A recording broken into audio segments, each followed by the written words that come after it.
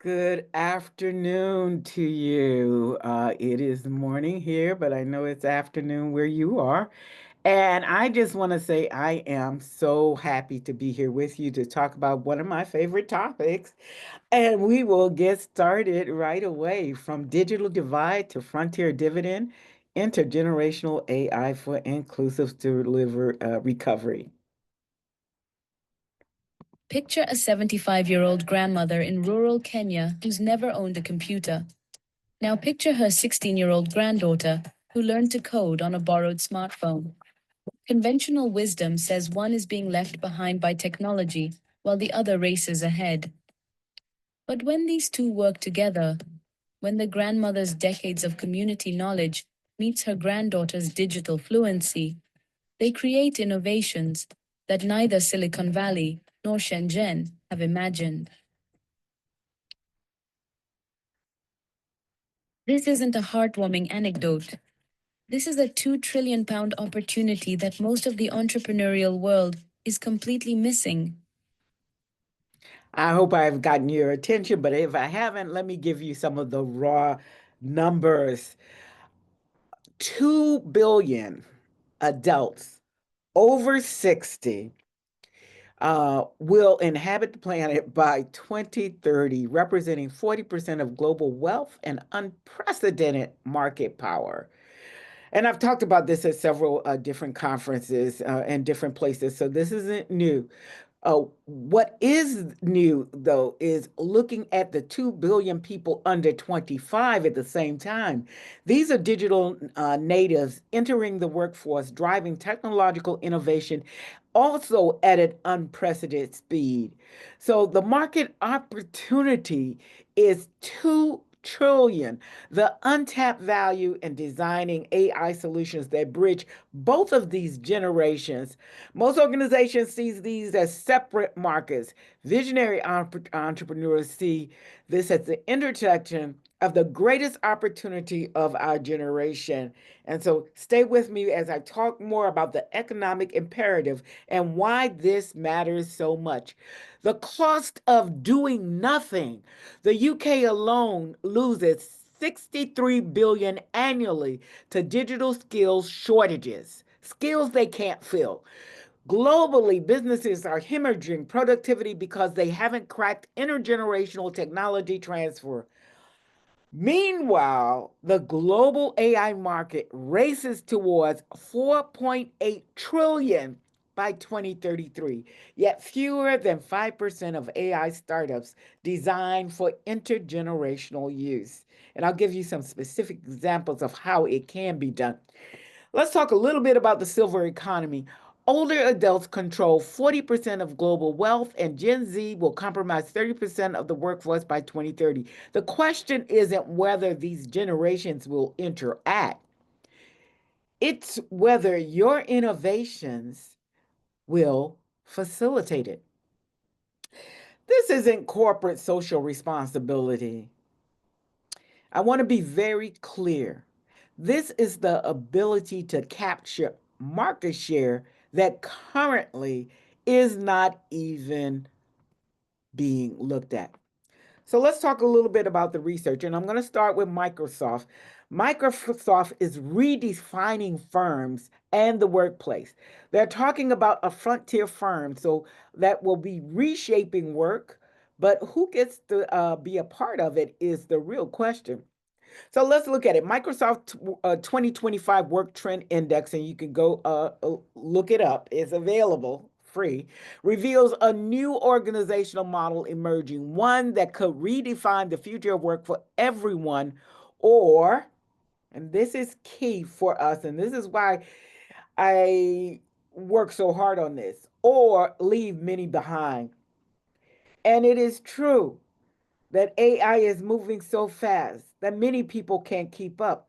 But we can at least make an effort to awareness like we're doing today. So, what are frontier firms? Just so you know what Microsoft is defining as a frontier firm, is an AI native and a human led organization built on intelligence on the tap that scale human agent collaboration at their core. So it's not just the human, it's not just the AI, it is man and machine together giving tasks that must be completed together, not separate.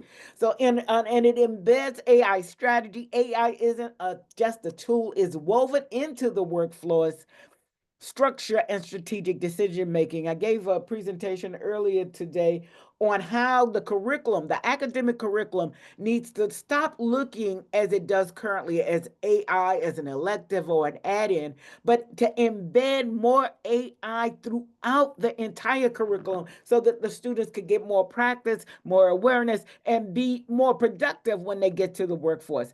And hybrid teams are evolving towards fluid work charts with human AI teams replacing static hierarchies. So the current organizational structure is very hierarchical. You know who is who.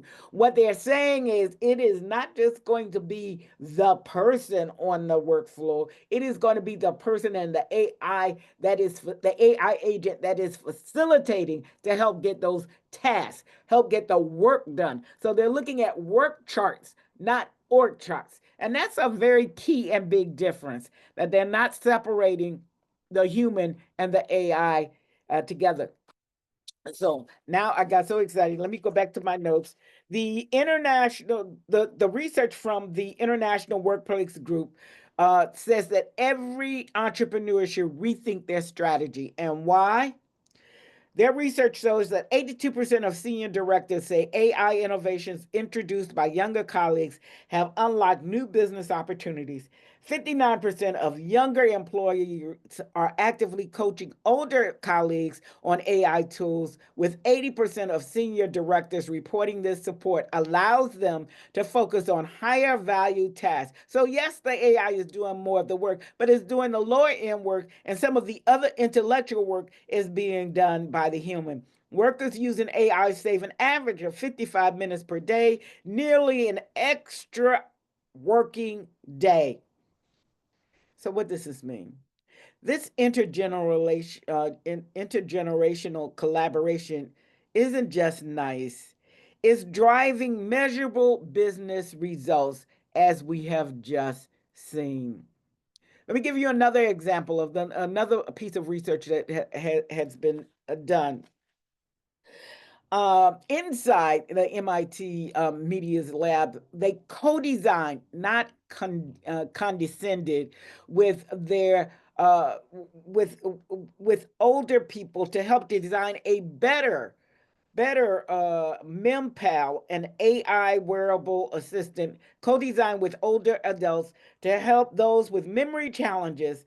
Unlike typical tech solutions designed for older adults, this was designed with them. And so this is key. When you do that, the elder person has some ownership. And in this particular case, there was some advocacy, and not just the ones who had experienced the design benefits, but others. Carol's transformation, previous medication reminders failed because they lack context. MemPal, co created by young AI developers and older adults, learned to recognize when Carol finished eating before suggesting medication, because timing habits matter more than any algorithm precision. And so Carol and other folks thought, and very rightfully so, I'm not learning technology. I am teaching it what matters most to me. And that's an important insight for us to know, that it's not just about the technology, but it's also about the behaviors that it can shape and change. And I want to give you one last example from the Global South innovation, AgTech revolution, because AgTech is big in developing countries. Esther Kamani's innovation, a young Kenyan developer, created an AI pest detection system that's solar powered and detects infestation in 5 seconds, reducing crop loss by 33%.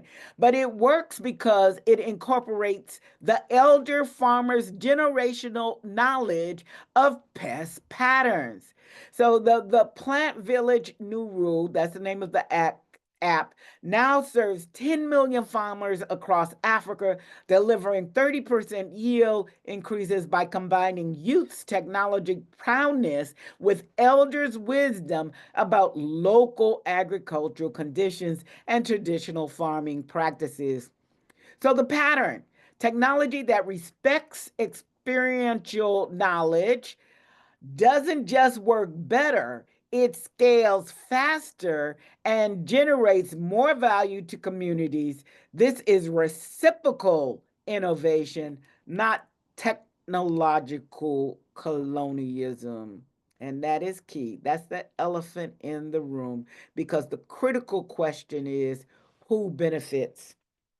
Who defines the problems? Are older adults consultant tokens, or do they have genuine agency in identifying what needs solving? Who owns the solution? Is knowledge extracted from communities or co created with them? There is a profound difference. And finally, who makes the money? Does value flow back to those who contributed their wisdom, or just to those who coded the algorithm? In Bangladesh, where 73% of older adults live in intergenerational households, the opportunity isn't AI for individual independence, it's AI for collective decision making. In Nigeria, elders are training AI to preserve indigenous languages. This is culture teaching technology, not the reverse. And that's why it works better. So I've given you a lot of the research that has gone on both in the academy as well as in the private sector. And so what I've developed is a bridge framework. How do we continue to magnify the results from blending the work of the youth and the elders? And first, you can't do it without having both of them included, and by definition that makes it a diverse team.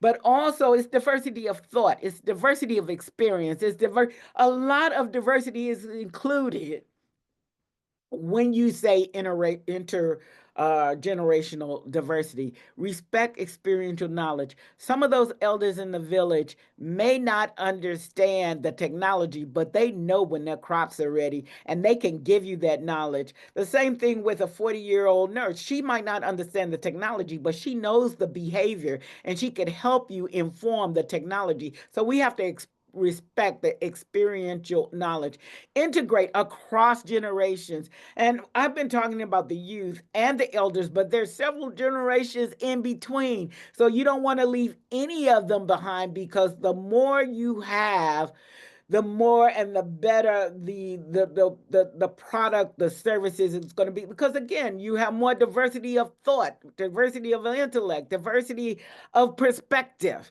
So integrate across the generations, design with, not for. This is very key. In the example with the wearable medication application, they might not be able to tell you what technology work, but they could tell you how they take their medication. So it's not designing for them in the absence of them or having them in some lab. It's them sitting side by side at the table in the room. And that's just that one example. But the same thing goes with the farmers. The same thing goes with the other applications we talked about, and generate a shared value. Ensure that the outcomes of intergenerational innovation create value and benefits that are equitably distributed across age groups. Not that the young people who are developing the technology get to reap all the rewards and the elders don't get compensated at all for some of their input and contribution. And then evaluate inclusively. Develop comprehensive assessment frameworks that measure the impact of intergenerational solutions on diverse user groups, not just narrow metrics as we have done in the past. So you might say, JoAnn, well, where can we start? Which markets can we look at? I'm just going to give you three, but there are a multitude of markets depending on your interest, your passion, and where you choose to play. Healthcare, as we've already talked about, and aging tech. This is a big market. The market value will exceed 30 billion, it is forecast, by 2030. The MIT style co-design solutions for medication management and chronic disease monitoring and mental health support, mental health is a big one, are just the beginning. The winners will be those who design with older results from the very beginning, not afterwards. Also big, and it's big now and will continue to be big, is the financial markets. The UK alone will see 2.3 trillion pounds in generational wealth transfer over the next 20 years. AI tools that facilitate intergenerational financial planning, education, and legacy management will capture enormous value if they're designed for both generations simultaneously. And finally, in the global south, agriculture, India will have 450 million people over 60 by 2050. Kenya's proven model, combining elder agricultural wisdom with youth technological innovation, is delivering 30% yield increases. This scales across the global south. So, your challenge from me to you. For those of you who have an entrepreneurial mindset or have entrepreneurs in your families or are entrepreneurs yourself, begin to design your next product or service to work beautifully for both 8-year-olds and 80-year-olds simultaneously. If you can't, you're leaving 2 trillion on the table. And honestly, it's not ready for market. If you can do both, you will increase your yield. For policymakers, fund intergenerational innovation research. The IWG data proves the ROI. The MIT results show the methodology. Now let's scale it. And for everyone here, don't just look at someone else. I always like to say this in most of my presentations: start with now and start with you. Before you leave this conference, find someone 30 years older or younger than you. Identify one problem, solve it together. That's how demographic dividends begin. The future belongs to digital collaborators. The future belongs to the elders. The future belongs to the youth. The future belongs to all of us. Remember that grandmother and granddaughter from the opening. They represent 10 million farmers using Plant Village, thousands of older adults co-designing MIT's MemPal, and billions of unlocked value from Gen Z coaching at IWG. The question isn't whether intergenerational AI will transform innovation, it's whether you'll be part of building it. I hope you will. Thank you. And let's continue this conversation about empowering the next generation of AI innovators. I'm eager to hear about your experience and learn from your context. Together, we can ensure AI serve students everywhere, not just those with most resources. If you'd like to connect and contact me later, please go to my LinkedIn profile. I'm Dr. J.D. Rolle, and connect with me, follow me, and I'd be happy to collaborate and talk with you as well. So thank you. I appreciate this time with you, and I look forward to hearing from all of you. Goodbye.